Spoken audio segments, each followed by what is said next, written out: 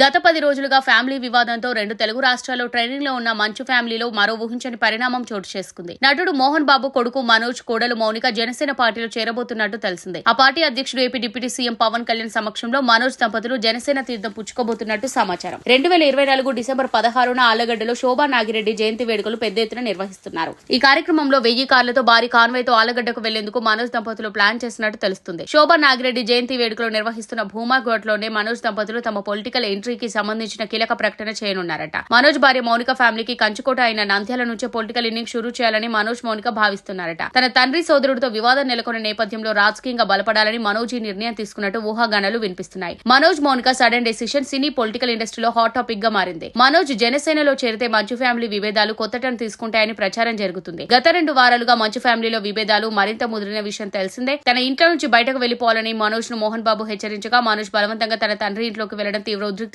దారితీసింది. ఒకరిపై ఒకరు పరస్పర ఫిర్యాదులు చేసుకోవడం, పోలీసులు పిలిచి మంచు ఫ్యామిలీ మెంబర్స్ కు వార్నింగ్ ఇవ్వడం టాక్ ఆఫ్ ది టౌన్ గా మారింది. ఫ్యామిలీ ఇష్యూ మరింత ముదిరిన సమయంలో మనోజ్ పొలిటికల్ ఎంట్రీ ఇచ్చి జనసేన పార్టీలో చేరనుండడం హాట్ టాపిక్ గా మారింది. మోహన్ బాబు ఫ్యామిలీకి మెగా ఫ్యామిలీ మధ్య అసలు పడదని మూవీ సర్కిల్లో టాక్. అలాంటిది మనోజ్ వెళ్లి మెగా బ్రదర్ పవన్ కళ్యాణ్ జనసేన పార్టీలో చేరనుండడంతో మోహన్ బాబు ఏ విధంగా రియాక్ట్ అవుతారనే దానిపై ఉత్కంఠ నెలకొంది.